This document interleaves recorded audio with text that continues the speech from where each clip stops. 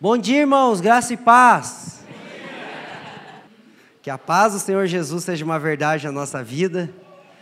Nós vamos então abrir as nossas Bíblias em Efésios capítulo 4, verso 1 e 2. O texto que vai ser hoje a nossa leitura bíblica, a nossa base de reflexão, para que nós possamos expor as Escrituras à luz do Evangelho, de acordo com esse texto. Então vamos lá.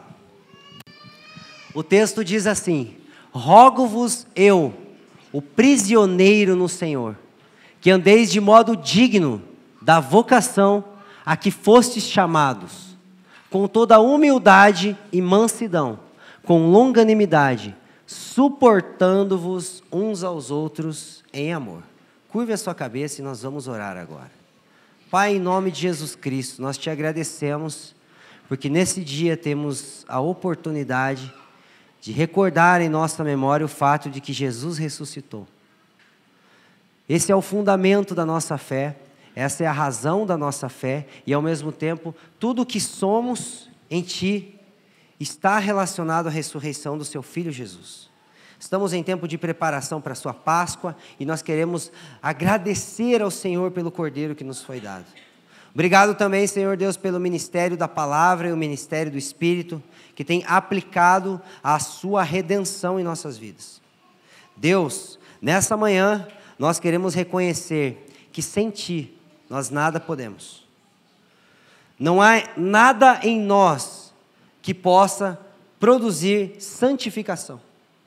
O máximo que o nosso esforço consegue fazer é produzir uma moralidade um pouco mais elevada. Mas nós queremos nos render diante do Senhor, para que através de rendição, o Senhor possa nos santificar. Queremos exaltar Jesus Cristo como nosso noivo amado, que está comprometido a lavar a sua noiva com a água da sua palavra. Por isso nós queremos te pedir nessa manhã, nos lava, Senhor. Lava-nos com a água da sua palavra, para que possamos ser santificados, para que possamos ser purificados. Eu oro, Senhor Deus, para que o Senhor nos dê graça para comunicar e para receber a Tua palavra nessa manhã. Eu oro, Senhor, para que o Senhor nos dê entendimento espiritual, como diz Paulo em Colossenses. Abra os nossos olhos com o espírito de sabedoria e de revelação, no pleno conhecimento do Teu Filho Jesus Cristo, a fim de que possamos ver qual a esperança da vocação para a qual o Senhor nos chamou. Oramos no precioso nome do Seu Filho Jesus Cristo. Amém. Queridos, estamos então entrando no sétimo verbo, ou sétimo tema, ou sermão, relacionado à nossa série Verbos Cristãos. Tem gente que tem as 9 marcas e agora nós temos os 7 verbos, cara. A gente está chique, né? E de repente, provavelmente em um outro momento, nós vamos trabalhar outros verbos que também são imperativos, oriundos do Evangelho, que são essenciais para nós. Mas o que vale reforçar é que essa série tem como objetivo expor quais são os comportamentos requeridos daqueles que foram redimidos. Estamos juntos? Então, basicamente, nós precisamos entender no que implica crer no Evangelho. Como o Evangelho, ou quais são as implicações do Evangelho que vão amoldar o nosso estilo de vida comunitário, a fim de influenciar a forma como nós construímos família, a forma como nós movemos em sociedade. Então, até agora nós trabalhamos o verbo cultuar, que mais? Congregar, depois discipular, honrar, contribuir, evangelizar, e agora nós vamos falar sobre glória a Deus. Tá. Então é o seguinte, antes de nós falarmos sobre serviço, nós precisamos ter em mente o contexto onde nós estamos inseridos. Não apenas no âmbito da igreja local, mas compreender os fenômenos sociais e eclesiásticos que estão acontecendo ao nosso redor, que podem de alguma forma afetar as nossas perspectivas sobre como nós enxergamos algumas coisas à luz das Escrituras. Então, eu lembro que eu nunca fui muito assim de estudar, eu gostava de fazer a prova bem rápido para tentar tirar uma nota boa para gasear a aula. Mas a principal coisa que eu acredito que eu aprendi na escola, durante todos esses anos, era quando a professora chegava na sala, ela começava: Curitiba, 17 de março de 2024. Porque ali, irmão, eu sabia onde é que eu estava e que dia era. É importante nós sabermos aonde nós estamos. Quem estava aqui ontem à noite? Nós falamos sobre a necessidade de discernir os tempos em que nós nos encontramos, para que possamos compreender o modo em que nós devemos viver. Logo, entender esse contexto em que nós estamos inseridos como igreja, no âmbito geral, vai nos ajudar a compreender melhor a temática que nós estamos buscando trabalhar hoje, tá? Então, nós precisamos pensar e repensar sobre serviço cristão, até porque a grande maioria de nós não tem essa comunidade de fé como a sua única comunidade a qual congregaram durante toda a sua vida cristã. Muitos de nós viemos de outros lugares, para não dizer a grande maioria. Então, nós precisamos entender o que não é servir, né, antes de qualquer coisa.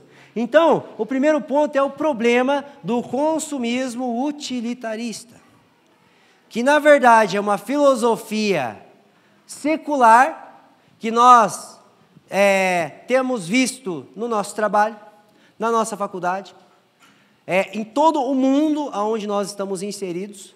Todo dia estão buscando nos influenciar a desenvolver uma ótica de consumismo. E, em certo sentido, isso acaba afetando a forma como nós pensamos igreja. Porque a grande maioria de nós, quando vai procurar uma igreja local, está atrás de uma igreja local que atenda os seus requisitos. Só que é fácil apontar o dedo para quem está atrás de uma igreja local que tenha ar-condicionado, amplo estacionamento, salinha para as crianças e requisitos fúteis, que são facilmente identificados. Porém, nós precisamos pensar quando nós colocamos os mais nobres requisitos. Eu quero uma igreja bíblica, eu quero uma igreja saudável, com irmãos que vivem em comunhão, com pastores fiéis. Só que, às vezes, a gente vai colocar requisitos para uma igreja local como se fosse uma cartinha para Papai Noel. Eu quero. Por mais nobre que sejam as nossas intenções, nós ainda buscamos uma igreja visando o que ela pode oferecer para nós. E isso acaba desenvolvendo um tipo de cristão que ele acha que por frequentar culto, contribuir financeiramente, participar do processo de membresia e em algumas vezes se envolver com um serviço de voluntariado ou de suprimento das logísticas na igreja local, ele é um membro. Quando, na verdade, muitas vezes nós tentamos aprofundar o que significa o conceito de membresia, e nós vemos pessoas torcendo os seus narizes. A gente vê que dá uma engasgada. Porque, na verdade, você é um membro antes de qualquer coisa, porque Cristo te salvou, porque você está fundamentado no fundamento que é Cristo, e porque você tem a sua parte, irmão. Não existe nenhuma parte inútil dentro do nosso organismo. E quando uma parte que se instala no nosso organismo para consumir e não para servir, ela pode ser chamada de câncer ou de parasita.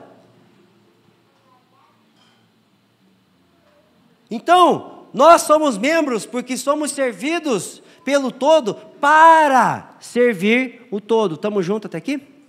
Aí quando a gente tenta aprofundar um pouco mais o princípio, aí que fica pior.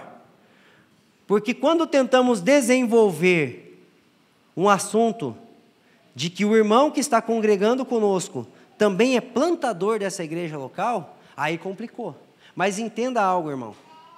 Ainda que alguns irmãos dentro da igreja local estejam inseridos no processo de plantação de outras igrejas, como por exemplo, um dos nossos pastores, o Leandro Vieira, está agora em Sertãozinho, auxiliando no processo de plantação de uma outra igreja local.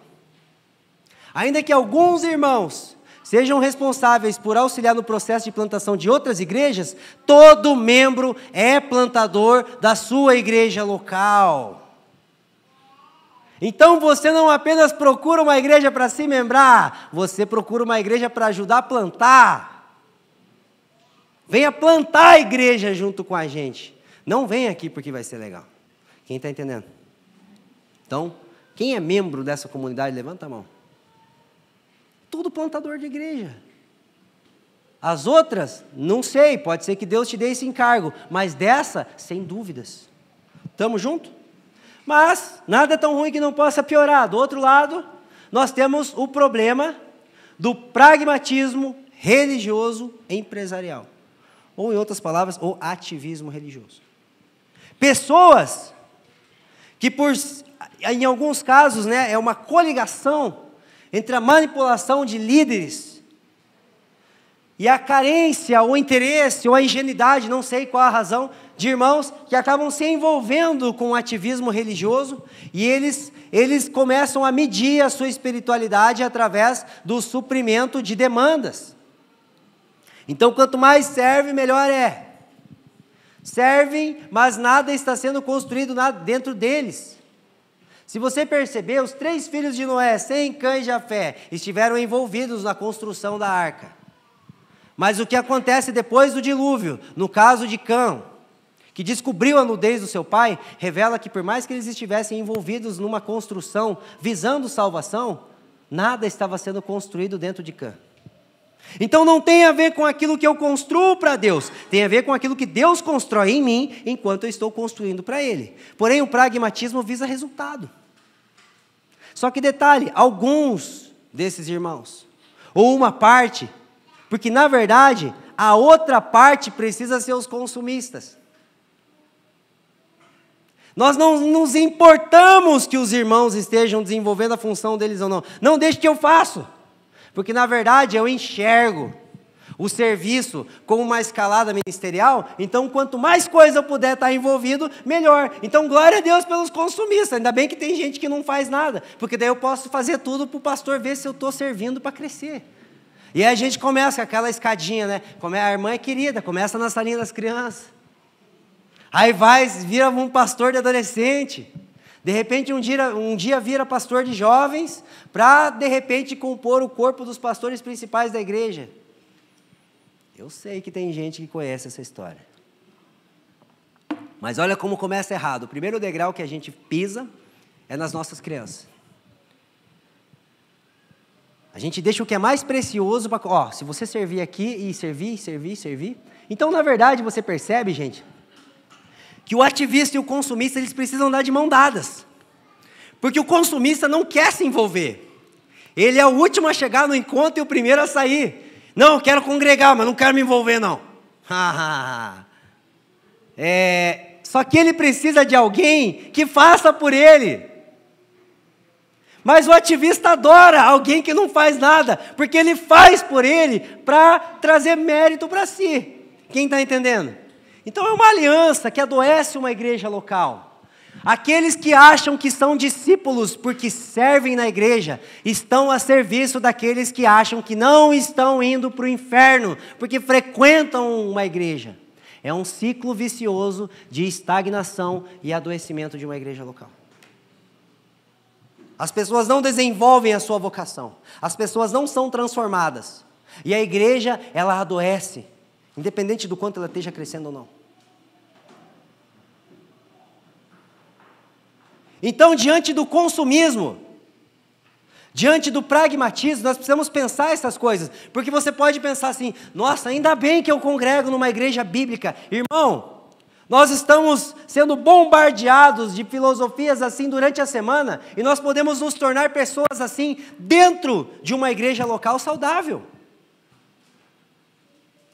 É claro que se você estiver bem inserido na comunhão, bem sujeito a discipulado, os teus pastores e os teus irmãos vão te ajudar a cair em si logo. Mas nós corremos o risco de sermos consumistas aqui. Nós corremos o risco de sermos ativistas aqui. Então, por causa do consumismo, que não quer saber de serviço, nós vamos pensar serviço. por causa do ativismo, o pragmatismo, que acha que sabe o que é serviço porque está servindo, nós precisamos repensar serviço. Porém, nós precisamos entender que nenhum nem outro devem ser a base da nossa reflexão sobre serviço. Porque, na verdade, nós precisamos pensar serviço cristão simplesmente porque ele é parte essencial do cumprimento da nossa vocação. Estamos juntos? Então, é a partir desse elemento. Vivemos num contexto poluído. E não podemos achar que somos melhores, porque podemos ser consumistas aqui e ativistas aqui. Mas, mesmo assim, não é a necessidade que vai gerar uma pregação. É o Evangelho que vai trazer uma implicação que, quando sistematizada, se torna uma instrução. Amém? Então, vamos falar do Evangelho.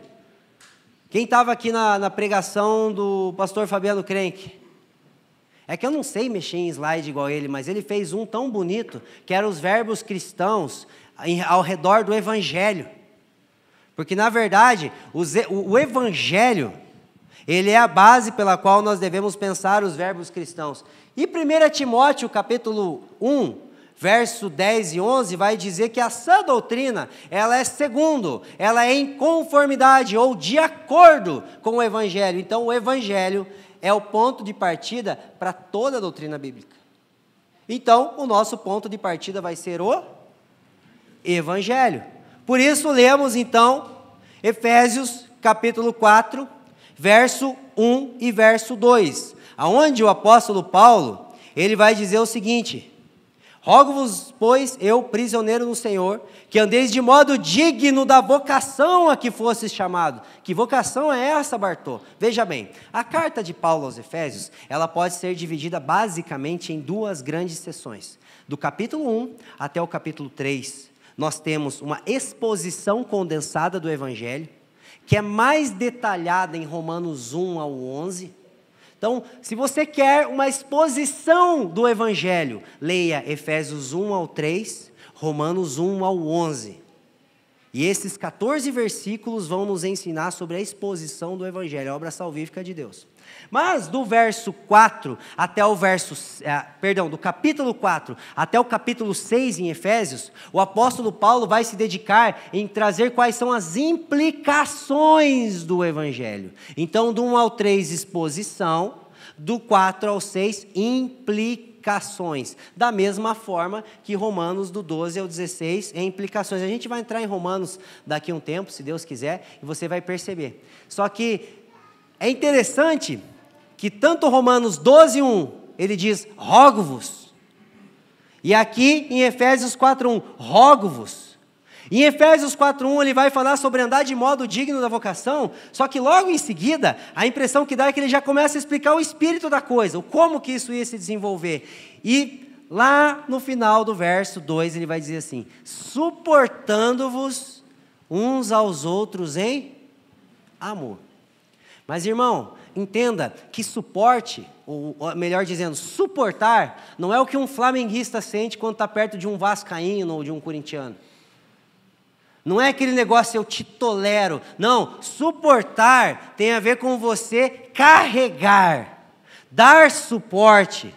É tipo o filme do McQueen lá, aonde acaba, dá problema, dá PT num carro lá, e o McQueen vai atrás e começa a levar. Eu de filme infantil entendo bastante, né? Porque a criançada lá em casa, eu sei decorar até umas frases, mano. Sabe, no último quilômetro da maratona, e você vê que o teu irmão está cansado, cara, cola aqui, a gente vai dividir essa coroa junto. Então, suportar uns aos outros em amor, significa que a vocação cristã não pode ser cumprida sozinha. Aí o meu chamado, aí o meu ministério, a gente suporta, irmão. No sentido ruim, tá? Igual um vascaíno perto de mim, assim. Mas eu falo, cara, não é meu, é nosso. Você tem tua função, mas o ministério é dado à igreja, querido. Então, a vocação cristã é cumprida coletivamente. Estamos juntos? Só que, se ela está fundada no Evangelho, Nós precisamos entender também que o Evangelho, ele não é algo que começa em Mateus. Não é algo relacionado ao Novo Testamento. O Evangelho é a grande narrativa, é a grande metanarrativa da Bíblia. A narrativa controladora mais explícita em toda a Escritura. Logo, se nós formos pensar como a doutrina do serviço cristão deve ser compreendida, nós precisamos voltar e pensar o Evangelho ou a doutrina bíblica do serviço cristão desde o início. Por isso nós precisamos pensar como isso se desenvolve ao longo da narrativa cristã.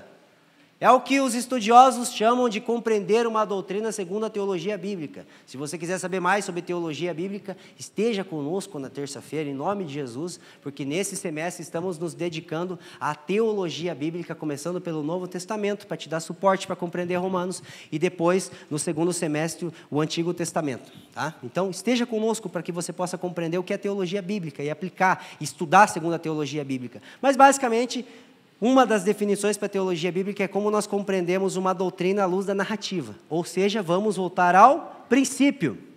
Vamos lá para Gênesis, então. A estrutura original de serviço. Gênesis não é o livro que fala apenas do início. É o livro que fala dos princípios. Porque em Gênesis capítulo 1 e capítulo 2, que juntamente com 21 e 22 de Apocalipse são os únicos capítulos na Bíblia que não foram tocados pelo pecado, nós temos as estruturas originais pelas quais Deus ele fundamenta a criação e a nova criação. Então, Gênesis 1 e 2 é um livro, são capítulos que falam sobre princípios, fundamentos, estruturas originais pelo qual a criação deveria operar, em harmonia com o homem para glorificar a Deus. E no capítulo 2, do verso 8 ao 15, Moisés diz que Deus plantou um jardim no Éden. E depois de ter plantado esse jardim, ele plantou nesse jardim todas as árvores que os seus frutos serviriam para o homem de mantimento. E somente no verso 15, ele vai dizer para o homem, ele vai dar uma vocação ao homem que estava relacionada a cultivar e a guardar. Então primeiro vem o mantimento, e depois vem o trabalho. De modo que no Éden, o homem não trabalhava por provisão, o homem era provido para trabalhar. Então, se ele era provido para trabalhar, o seu trabalho não era pensando nele, porque ele não tinha uma vida para cuidar. O homem sem pecado, ele não precisava priorizar-se, porque Deus serviria o homem através da criação. Estamos juntos? De modo que o grande trabalho que Adão tinha que fazer é ser uma intercessão entre Deus e a sua criação, de modo que todas as vezes em que a criação olhava para Adão, ela via Deus, e todas as vezes em que Deus olhava para Adão, ele via a criação. Estamos juntos? Não havia necessidade de priorizar-se, de pensar em si, de colocar-se em primeiro lugar. Porém, nós temos então o pecado, que traz impacto sobre o conceito de serviço. Porque em Gênesis 3, verso 17, Deus diz que do suor do teu trabalho recolherás o teu sustento. Então aquele que não precisava priorizar-se começou a pensar em si, e agora ele naturalmente tem que pensar em si, porque ele passa a ter que trabalhar por provisão. Ele não é mais provido para trabalhar. Isso compromete toda a forma como o homem enxerga o cosmos, a ponto de que aquele que era uma interseção entre céu e terra, se torna um obstáculo entre o céu e a terra. Aquele que era um servo da criação, se torna uma ameaça à criação. Pavor e medo virão sobre todos os animais da terra, é o que Deus diz para Noé em Gênesis 9. Nós nos tornamos uma ameaça, porque a criação teme, ou tem medo de quem tem medo de Deus. E aí, com essa mentalidade caída, o que a gente vai fazer amanhã? Acordar para ganhar o pão de cada dia. Fabricar tijolo para o Egito, para ver se no final do dia o faraó dá o sustento. Mas Jesus não mandou trabalhar por pão, Jesus mandou orar por pão. Porque no deserto o maná não vinha de tarde, ele vinha de manhã, para que o povo entendesse que, de acordo com a redenção, o dia começava ganho, para que eles cumprissem invocação. Então eles passaram a ser providos para trabalhar de novo.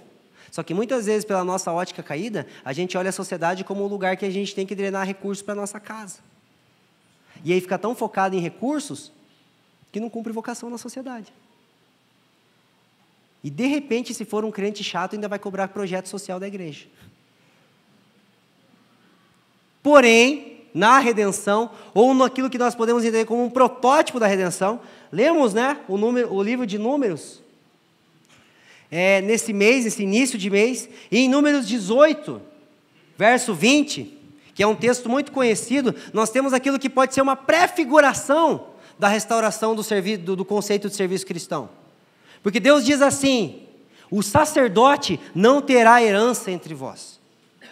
Eles não têm porção na terra, porque eu sou a herança deles.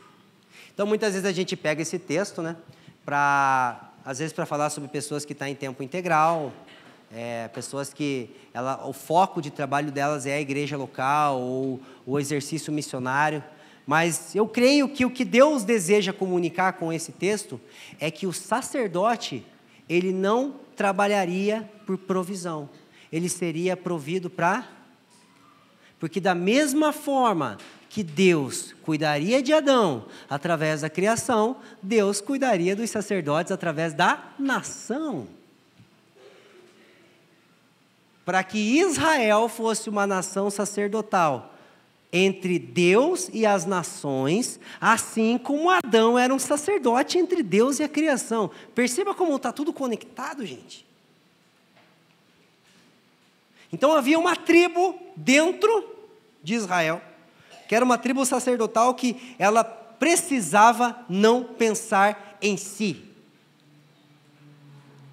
Como que a gente vai comprar um terreno? Como é que a gente vai ter com que se manter? O Senhor proverá,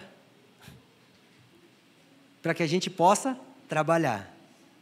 E aí no Novo Testamento, você vai para Apocalipse, capítulo 5, verso 10 e 11, e João vai dizer o seguinte, que com o sangue de Jesus foram comprados homens de todos os povos, tribos, línguas e nações, e foram constituídos sacerdotes sobre Deus, para Deus. Então, aquilo que era um povo sacerdotal na antiga aliança, na nova aliança é toda a igreja. Então já ensinamos sobre isso em outras séries, e esse é um dos princípios que precisam nos guiar enquanto comunidade de fé, porque é o que foi restaurado pela contribuição reformada, que é o sacerdócio universal de todos os santos. Na igreja do Senhor, alguns são pastores, presbíteros e diáconos, ordenados pelo Senhor, reconhecidos pela igreja, mas todos são sacerdotes, que foram comprados. Guarde esse comprados, que a gente vai trabalhar um pouco mais sobre isso depois. E em Mateus capítulo 6, verso 36 e 33, Jesus ele ensina esse povo sacerdotal sobre como eles deveriam pensar a vida. Buscai o reino de Deus e a sua... Todo mundo conhece esse texto, né? E estas coisas lhes serão acrescentadas. O que Jesus está dizendo para os seus discípulos? Filhos, a criação serve quem serve a Deus. No Éden era assim. Em Israel era assim. E agora vai ser assim. Então vocês precisam servir a Deus. E a criação vai servir vocês. O que vocês precisar. Nem sempre o que desejar. Esse é o ponto que a teologia, o evangelho da prosperidade não consegue compreender, né? Mas a criação serve quem serve a Deus. Seja livre da necessidade de ter que trabalhar por provisão, em nome de Jesus. Felipe, você não conhece meu contexto. Seu barriga também bate lá em casa todo dia 10. A Copel, fidelidade é com a Copel, mas todo mês está ali. Entendeu? Todo mundo tem conta para pagar. Mas não tem a ver com comportamento, tem a ver com mentalidade. Estamos juntos? Então, da mesma forma que o serviço de Adão era estar entre Deus e a criação, que o serviço de Israel era estar entre Deus e as nações, o serviço da igreja está entre o céu e a terra. Ou seja, nós temos um ofício sacerdotal para cumprir, do qual nós fomos comprados. E além disso, o que há em comum é que não temos mais a necessidade, ou melhor dizendo, vamos elevar o padrão, não temos mais o direito de pensar em si, de priorizar-se. Vou largar do meu trabalho, vou trancar a faculdade, vou virar missionário. Não é disso que a gente está falando. Se Deus falar com você, para você participar de uma agência missionária e for enviado, amém, não é isso que a gente está dizendo.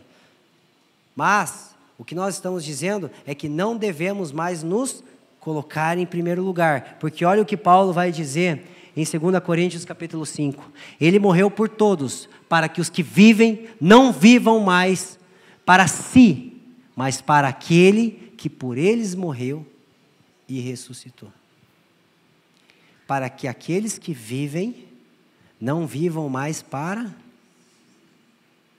A gente foi liberto de nós mesmos, cara. Cara, como é maravilhoso saber que a gente vai acordar amanhã cedo e não precisa ganhar a vida. Como é bom chegar numa comunidade de fé sem colocar sobre a igreja a pressão de que ela tem que ser boa para nós. Como é bom casar sem colocar sobre a nossa esposa o fardo de que ela tem que ser uma pessoa perfeita para nós. Como é bom viver como quem não vive para si. Então, meus irmãos, agora a gente vai começar a aprofundar um pouco, porque entenda algo, nós fomos salvos, mas nós também fomos comprados. Jesus é nosso Senhor, e se Ele é o nosso Senhor, Ele é o nosso dono. E se Jesus é nosso dono, nós não temos direito sobre a nossa própria vida. E a grande virada de chave, que talvez introduza o assunto que nós queremos trabalhar, é o que está escrito em Efésios, capítulo 1, verso 23, eu vou ler do 22, para você ter contexto, que diz assim: e sujeitou todas as coisas a seus pés, e sobre todas as coisas o constituiu como cabeça da igreja, que é o seu corpo, a plenitude daquele que cumpre tudo em todos. Quem que é o corpo de Cristo? A igreja. O apóstolo Paulo, antes de se converter, estava indo para Damasco perseguir cristãos, e Jesus para ele no meio do caminho e diz: Saulo, Saulo, por que você me persegue? Mas ele não estava indo perseguir Jesus, estava indo perseguir cristão. É por isso que João Calvino diz que o primeiro ensinamento que Paulo recebeu do próprio Cristo é de que Cristo e a igreja são um. Mas vamos cavar, até chegar na essência da coisa. Cristo e a igreja são? Tá. Cristo é meu? A igreja é nossa? Eu creio na Nossa Senhora, cara. Não a mãe do Filho de Deus, a esposa do Filho de Deus. Peço até orações por ela, para ela. Alves, ora por nós que a coisa lá em casa está feia. Peço oração para os irmãos. Todas as vezes que a gente pede oração para o irmão, a gente está pedindo oração para Nossa Senhora, irmão. É descontraído, eu sei. Só que tem um detalhe. Se Cristo é nosso Senhor, vamos mudar o termo então, porque culturalmente trava na garganta, eu sei. Jesus é nosso dono, a sua esposa é o quê? Agora travou. Porque falar que Jesus é nosso Senhor e dono, beleza. Mas quando fala a igreja, enrosca. Eu sei que é difícil. O problema é que o teu Deus não é solteiro, cara. Jesus não é celibato. E tem uma esposa que tem direito sobre você e sobre mim. É por isso que na peregrinação no deserto, a tribo sacerdotal acampava em volta da tenda da congregação.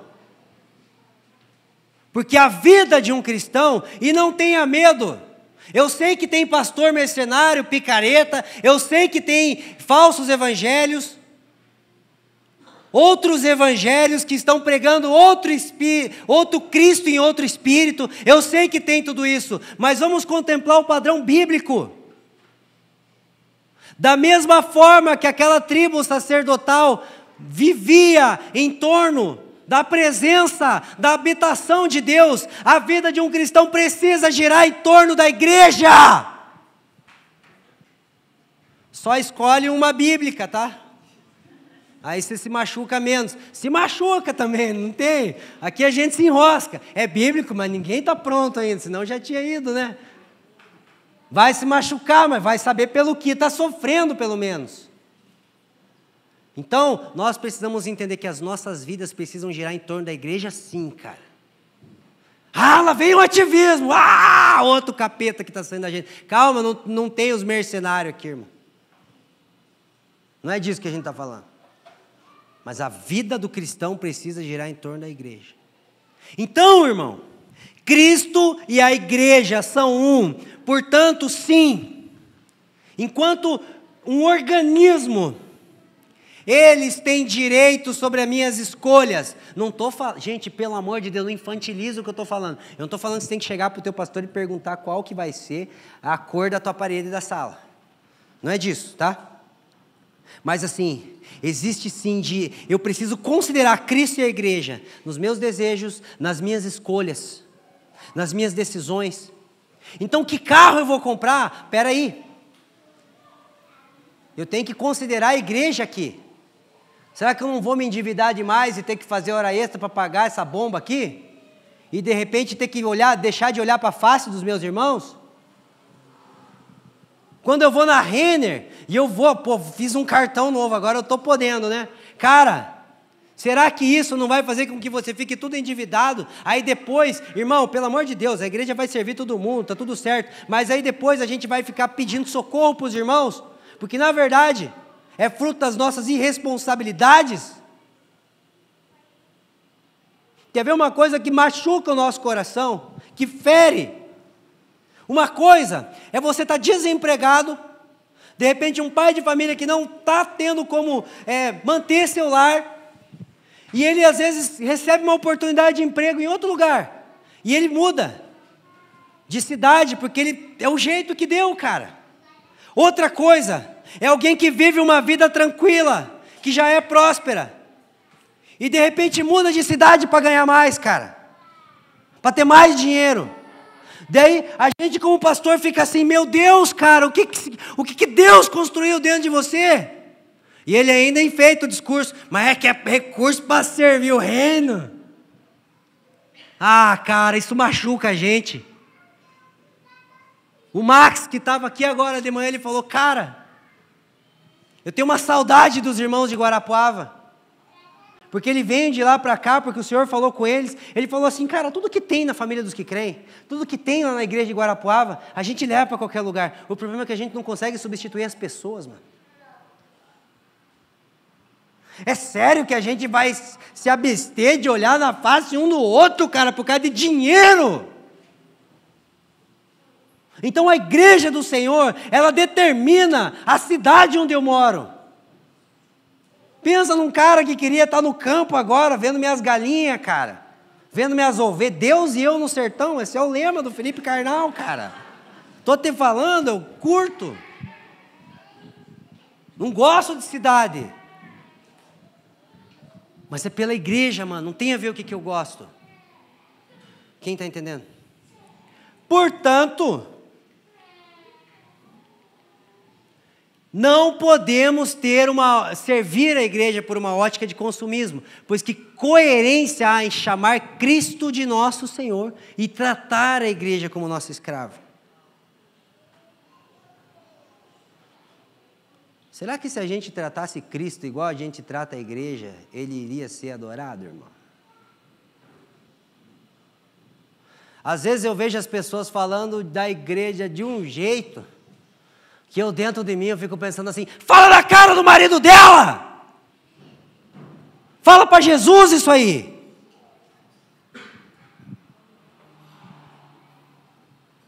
Aí a gente sabe, né, que machonaria do cara murcha. Se Cristo é nosso Senhor, a igreja não pode ser nossa serva. Embora nós servimos uns aos outros. Porque, complementando, convém que os líderes entre o povo de Deus sirvam a igreja entendendo que eles devem tudo à igreja. E esta não lhes devem nada. A fim de conduzir o povo de Deus a um lugar de maturidade e entrega, de modo que eles entendam que devem tudo à igreja e a igreja não lhes deve nada. Sabe qual que é o indício de uma igreja madura? Talvez um dos maiores sinais de uma igreja madura? É quando os pastores entendem que devem tudo à igreja e não estão esperando nada da igreja. Mas é quando o fruto do trabalho desses líderes redunda em irmãos que olham para ele e falam, cara, a igreja não me deve nada. A igreja não me deve nada, eu devo tudo à igreja do Senhor. Tudo bem que existem pessoas com dilemas familiares, existem pessoas que estão em processo de revitalização pessoal, às vezes na área do casamento, às vezes vindo de um contexto de ativismo religioso, que precisam, né, ter aquele desintoxicação, ou vindo de um contexto onde essas pessoas estão passando por alguma enfermidade. Gente, não acha que porque a gente está falando aqui, trazendo um padrão mais alto, que a gente ignora, pelo amor de Deus. Na mesa a gente resolve caso com caso. Fica tranquilo. Não é para oprimir. Felipe, você não entende minha vida, mas bora sentar junto. Não sei se comigo, mas está cheio de pastor e apacentador nessa igreja, para que a gente possa analisar cada caso e entender, fica em paz. Mas o padrão continua sendo esse. E de certo modo, até mesmo colocar esse padrão pode te estimular a resolver na tua vida aquilo que for possível com o seu esforço, porque tem coisas que é só o Senhor, mas aquilo que for possível resolver na sua vida, para que você busque crescer de acordo com o padrão estabelecido. Estamos juntos? Então vamos avançar. Agora que nós chegamos lá no fundamento da coisa, no espírito da coisa, a gente tem a oportunidade de começar a construir, tá bom? Vamos avançar um pouquinho aqui. Ou seja, nós fomos criados, redimidos, reunidos para servir Cristo por meio da igreja. Repita comigo, criados, redimidos, reunidos para servir Cristo por meio da igreja. Que privilégio, cara. A comunidade daqueles que não pensam em si. Sempre vai ter um irmão correndo atrás de você com uma toalha e uma bacia. Enquanto você cuida para não derrubar a água da tua bacia, porque você está correndo atrás de alguém. Esse é o nosso padrão. Não da igreja local, o padrão bíblico. E a gente precisa chegar lá. E a gente vai crescer até chegar nesse lugar. Então agora vamos avançar. Já que falamos sobre qual é o princípio oriundo do Evangelho, agora a gente pode falar do espírito do serviço cristão. Porque nós precisamos entender aquilo que Richard Foster traduz muito bem quando ele fala que uma coisa é servir, outra coisa é ser servo. Da mesma forma que uma grande oferta nem sempre é dada por um homem generoso, um grande trabalho nem sempre é exercido por um servo, irmão. Então não basta apenas entender a necessidade de servir. Nós precisamos compreender o espírito em que nós devemos nos mover. E aí, em Efésios capítulo 4, que talvez podemos abordar alguns pontos aqui, que diz assim, com toda humildade e mansidão, com longanimidade, suportando uns aos outros em amor. E agora eu queria colocar algumas características daquilo que compete ao espírito do serviço cristão, tá? E o primeiro deles é a humildade e mansidão, servindo no Espírito de Cristo. João capítulo 13, verso 3 e 4 diz assim, e Jesus, sabendo de onde viera e para onde voltaria, e sabendo que o Senhor havia colocado todas as coisas em suas mãos, levantou-se, cingiu-se, pegou uma toalha e uma bacia e passou a lavar os pés dos seus discípulos. Irmãos, como não temer e não amar um rei que está tão seguro da sua realeza que não tem nenhum receio de ser escravo dos seus escravos? A partir do momento em que um cristão descobre quem ele é no Senhor, ele não tem dificuldade de se abaixar. Um dia um irmão, um outro contexto, mas se aplica o mesmo princípio, o irmão veio falar para mim, cara, aquele cara falou ruim comigo, me ofendeu e tal. Eu falei, cara, glória a Deus. Uva, mano, que livramento. Ele, como assim? Eu falei, cara, que bom que a ofensa chegou no irmão maduro, cara. Já pensou se chega num irmão imaturo? O irmão tinha mudado a igreja. O bom que chegou em você, uma pessoa apta para perdoar. Mas até conversa em 30 segundos, entendeu? Nós cantamos Filipenses capítulo 2, e o texto diz que ele a si mesmo se esvaziou e se humilhou. Então como é que se vai humilhar alguém que escolheu a humildade, cara? Jesus não foi assassinado, ele foi sacrificado. Porque não tem como você matar alguém que escolheu dar a vida, cara. Por isso aqueles que sabem quem são no Senhor não têm dificuldade nenhuma em se abaixar. Por isso que muitas vezes a nossa falta de serviço não é falta de tempo e não é crise de competência, é crise de identidade, tá? Quem tem dificuldade para servir nem sempre está corrido e nem sempre é incapaz. Às vezes não sabe quem é no Senhor. Amém? Vamos avançar. O próximo elemento, o amor, que é o propósito da santificação. 1 Pedro capítulo 1, verso 22 diz o seguinte: ora, tendo purificado as vossas almas pela obediência à verdade, amai-vos uns aos outros com amor ardente. Então veja bem, eu não preciso obedecer a palavra apenas para arrumar minha família e ter um casamento melhor. Eu não me submeto ao ensinamento, isso a moralidade faz, tá?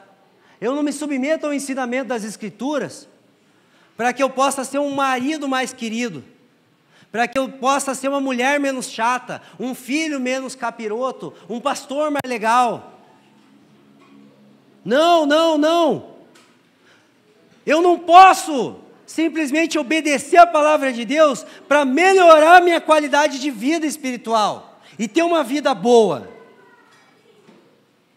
Mas eu vivo ou busco ordenar meu casamento de acordo com o padrão estabelecido por Cristo e a igreja, para que Deus me capacite para refrear processos de divórcio, cara. Para restaurar matrimônios destruídos, mano.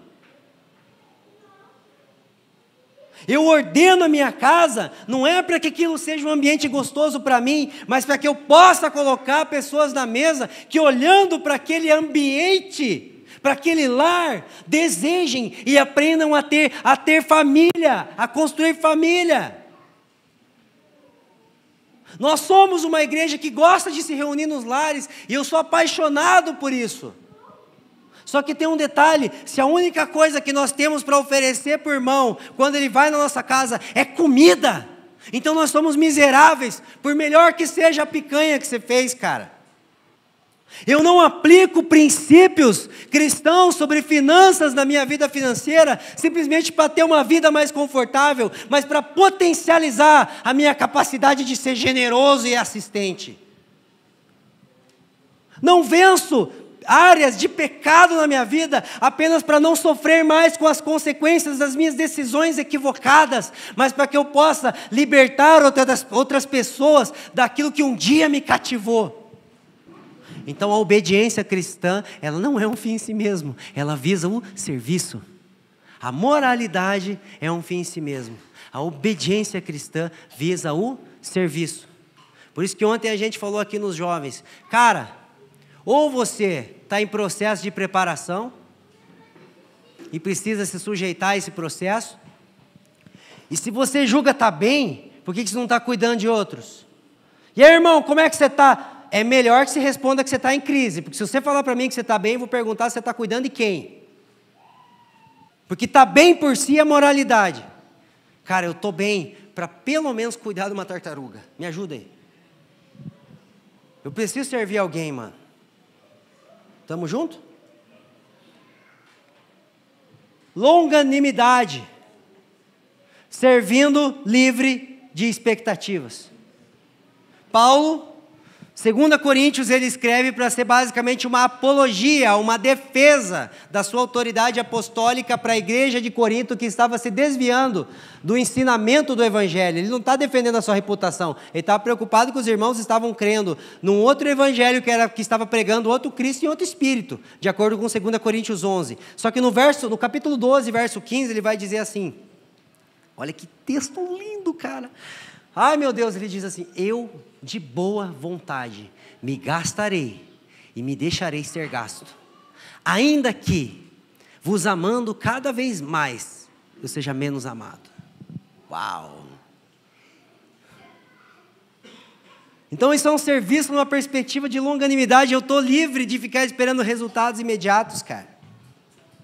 E talvez a igreja de Corinto não foi fiel ao ensinamento do apóstolo Paulo, mas quantos frutos a dedicação desse servo do Senhor rendeu ao longo da história. E nós somos frutos disso, cara. Aí de repente a pessoa entra numa área de voluntariado, aí na escala da limpeza ou do boas-vindas, enfim, qualquer área aí, né? Vamos dizer, tem 30 irmãos, mas vem pouca gente sempre e tal. Aí o irmão pega a vassoura e ele já começa a varrer e fala, povo descomprometido, o povo não quer saber nada. Aí a pessoa começa a murmurar, e ela começa já a se achar melhor que o outro. Irmão, você não se tocou que o serviço está te piorando? Está aumentando suas justificativas para murmurar? Não está construindo nada em você. Ou às vezes, senta com o irmão, não quero mais saber, não deu resultado, conversei, não... Vou conversar com você só uma vez, tá? Ai, queria que Jesus fosse assim com nós um dia, cara. Ninguém estava aqui para contar a história. Irmão, entenda uma coisa, até um capeta sabe servir murmurando. Mas não é nesse espírito que Deus quer serviço. Senão eles chamavam os funcionários bem mais competentes que nós, que acha que serve Deus, mas atrapalha. É um monte de criança querendo ajudar o pai a lavar o carro. Vai encher de pedrinha na esponja e... As crianças lá em casa, quando escutam aqueles passos de ratinho assim, subindo a escada, e eu lá na oficina trabalhando, eu falo, minha produtividade caiu em 90% agora. Porque elas vão querer me ajudar. Então o serviço ele nos transforma, ao mesmo tempo que nos livra da expectativa de ter resultados imediatos. Porque eu não sirvo esperando um resultado, eu sirvo porque eu sou assim, cara. Eu sou assim, independente da resposta, independente de quem está comigo, eu não consigo deixar de ser servo. Por isso que eu consigo conceber na minha imaginação poética, um Cristo correndo atrás de mim na Nova Jerusalém, com uma toalha e uma bacia. Mas por que, meu Senhor? É porque eu sou assim. Porque 1 Coríntios 15 diz que quando ele receber o reino em suas mãos, a primeira coisa que ele vai fazer é ofertar para Deus. É teu. Então não tem a ver com uma necessidade, tem a ver com uma natureza, cara, que nos livra de expectativas imediatistas. Estamos juntos? Amém. Servindo em espírito de adoração. 1 Pedro 4,11, o apóstolo Pedro ele está dizendo que sobre variedades de serviço que são ministradas no corpo de Cristo. E aí ele diz assim, que para que em todas as coisas seja Deus glorificado. Então o serviço é uma expressão de culto ou de adoração a Deus. Porque culto, nas Escrituras, muitas vezes está relacionado ao termo servir.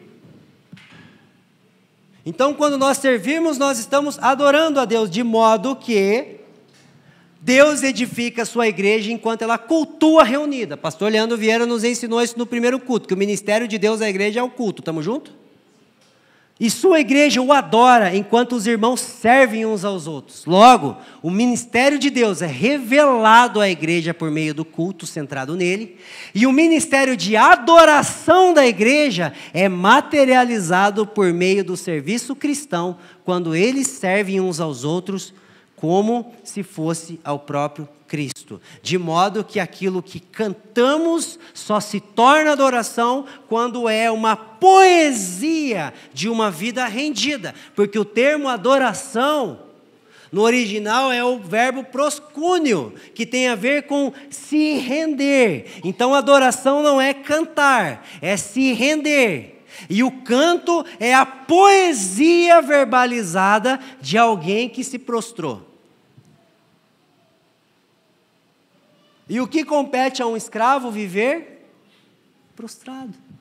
Estamos juntos? O papel do ministério ordenado e do ministério comum. Existem dois tipos de ministério na igreja. Ministério ordenado é basicamente a estrutura de liderança da igreja local, que são presbíteros e diáconos, que foram ordenados por Deus e reconhecidos pela igreja para desenvolver uma atividade de responder para a igreja local e, ao mesmo tempo, pela igreja local a outras localidades. Logo, temos um papel diretivo. Precisamos pensar igreja. Só que, ao mesmo tempo, existe aquilo que nós entendemos por ministério comum.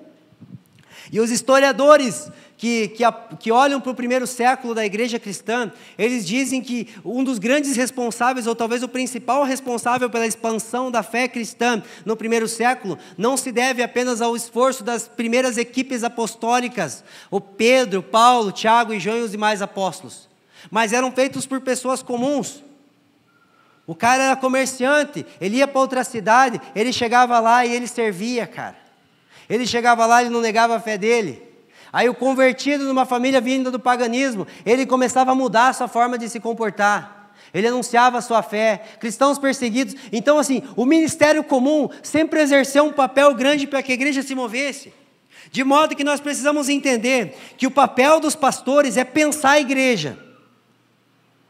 E o papel da igreja é mover a igreja. Se os pastores tentarem mover a igreja sozinhos, eles se cansam.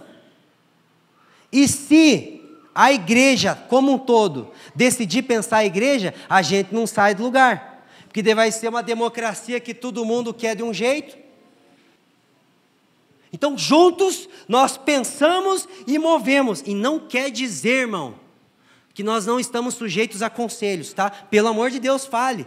Só não nos obrigue a aceitar e a gente não vai te obrigar a ser convencido por nós. Você não é obrigado a pensar igual eu, você não é obrigado a ser convencido e eu não sou obrigado a aceitar. É isso que nós precisamos entender. Mas todos precisam falar, a gente está plantando igreja junto. É por isso que nessa igreja local a gente não admite pessoas falando pelas costas. Porque como é que vai falar pelas costas, sendo que a gente está acessível para falar para nós sempre? A questão é que nem sempre a gente vai concordar. Só não podemos se ofender. E em muitos casos a gente vai ponderar sim. Amém? Então juntos a gente vai desenvolvendo, né, esse trabalho junto, da mesma forma que os líderes também se esforçam para mover a igreja dentro das possibilidades deles, tá? Mas tem um outro elemento, a complementaridade do corpo, segundo a justa cooperação de cada parte. Irmão, eu me torno parte, aliás, eu me torno parte por causa de Jesus, mas eu me sinto parte na medida em que eu assumo a minha parte.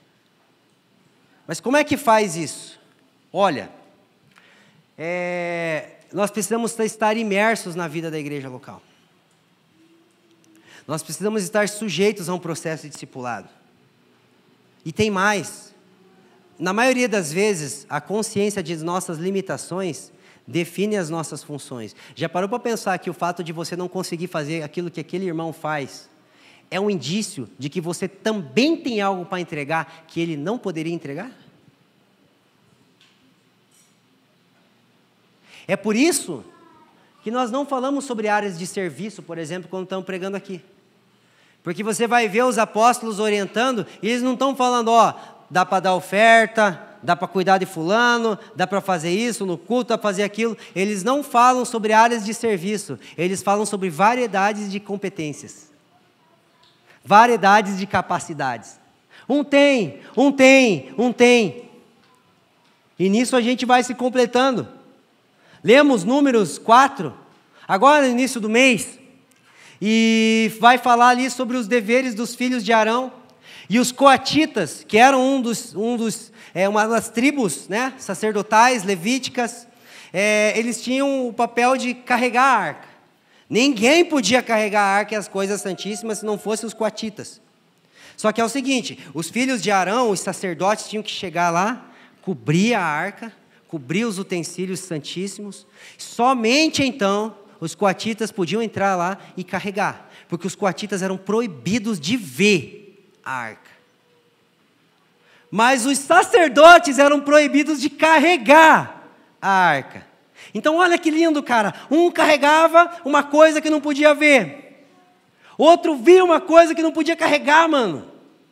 E o que acontece? Nisso, a coisa se movia. Então existe um propósito de sermos pessoas limitadas. Porque na medida em que entendemos nossas limitações e emergimos na vida da igreja, podemos encontrar qual é a nossa parte. Porém, entretanto, todavia, nós também precisamos considerar que existem necessidades no corpo que demandam excedermos a nossa função. O grande apóstolo Paulo, quando foi a Jerusalém estar com os irmãos, encontrou Tiago e Pedro, e eles olharam para ele na hora da despedida. Olha, não se esqueça dos irmãos, dos pobres da Judéia. E aí você vê que tem capítulos inteiros de 2 Coríntios falando sobre isso. E os historiadores dizem que o apóstolo Paulo exerceu grande parte do seu ministério apostólico, servindo quase que como um diácono, apacentando ou recolhendo recursos para apacentar as necessidades dos irmãos na Judéia. Então um apóstolo se sujeitou à diaconia, porque ele entendeu que precisava exceder a sua função. Então, irmão, quando você vê uma água no chão, não pergunte onde é que está o pessoal da limpeza, pergunta onde é que está o pano.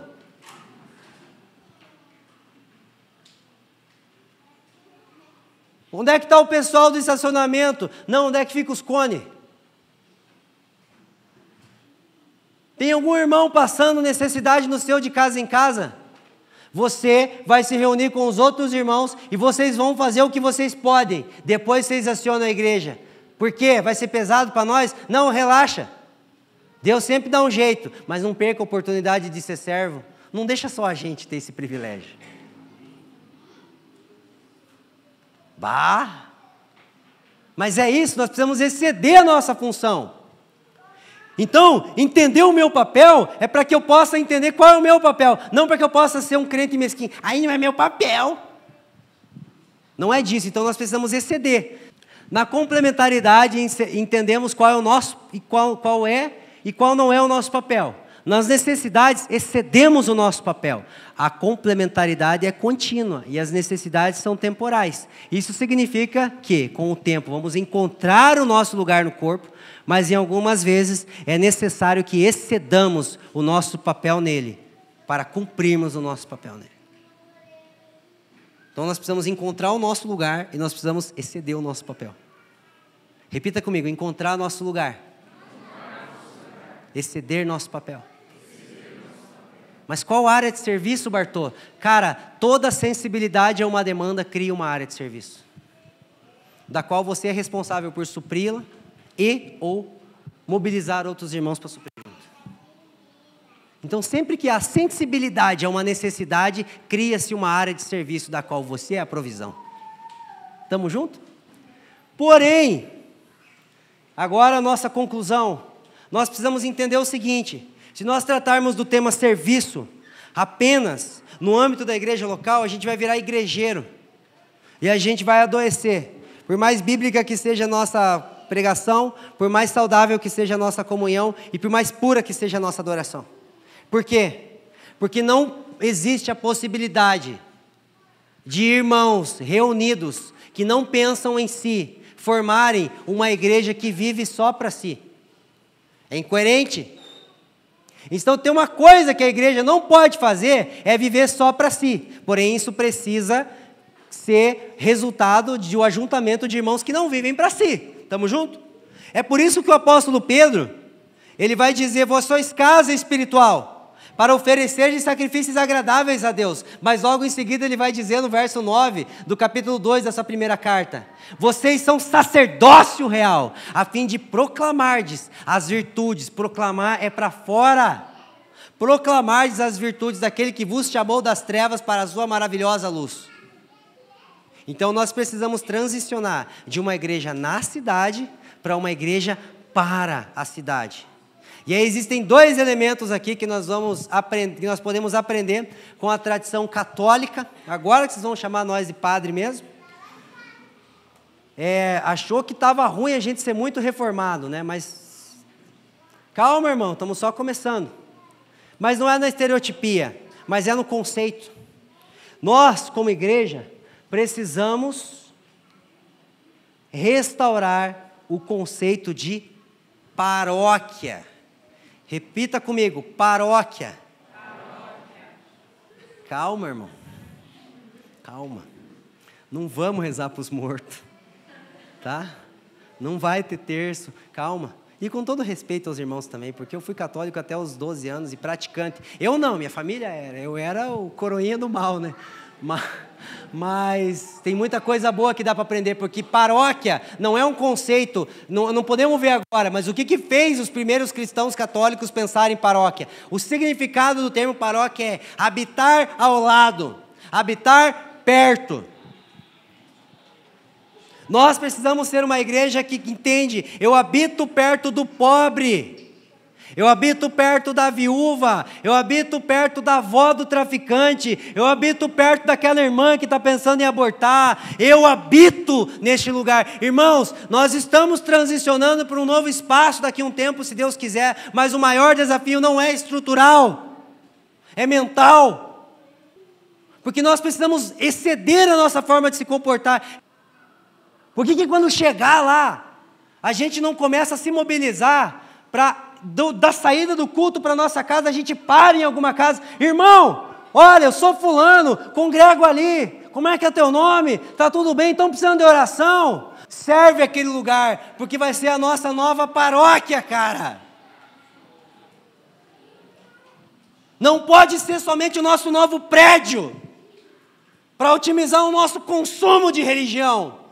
Precisa ser a nossa nova paróquia. O próximo significado que nós precisamos restaurar é o conceito de diocese. Repita comigo, diocese. Diocese é um termo romano que precede o tempo da Igreja Católica, que na verdade tinha a ver com a jurisdição de um oficial. No contexto da Igreja Católica é a jurisdição de um pároco, ou melhor dizendo, a jurisdição de um cristão. Esses dias eu fui tirar o lixo lá fora de casa, encontrei minha vizinha, que é uma senhora que tem uns 70 e poucos anos, e comecei a conversar com ela, e tudo, e aí ela falou assim, querido, nosso bairro não está bem. Eu falei, por quê? Ela falou assim, olha, tem uma irmã que se criou aqui, ela nem crente tá? Mas tem uma senhora que se criou aqui, 80 e poucos anos, ela faleceu essa semana. Eu falei assim, meu Deus, cara, essa senhora entendeu que o bairro não está bem porque alguém dali partiu, cara. E a gente não conhece o nome dos nossos vizinhos, mano. E às vezes a gente vai na reunião da escolinha do filho só para ouvir sobre o filho. Sendo que aquilo lá é a nossa diocese, cara. A escolinha do teu filho é a tua diocese. A tua rua é a tua diocese. Teu trabalho é a tua diocese. Nós não podemos, irmãos, se esforçar para sermos frequentadores de igreja, se nós não vemos problemas em sermos frequentadores de sociedade. Não adianta não consumir igreja e consumir sociedade, irmão. Aonde é a nossa paróquia e qual é a sua diocese? Reflita sobre isso, com base nesse texto aqui, ó. E tendo Davi servido a sua geração, conforme o desígnio de Deus. Que texto lindo, cara. Qual é a minha função, qual não é? É bom. Mas qual que é a necessidade, qual que não é? Para onde eu vou, qual que é o meu lugar? Nós precisamos entender que somos chamados para servir a nossa geração, cara. Então não tem a ver com função e lugar, tem a ver com quando, é agora. Nós precisamos ser pessoas que servem a sua geração, seja na igreja local, seja no bairro, entendendo que é a paróquia daquela igreja local, seja na tua diocese, que é o teu trabalho, que é a tua rua, que é a escolinha do teu filho, mas nós precisamos nos comportar, nos posicionar como homens e mulheres que servem a sua geração. Amém?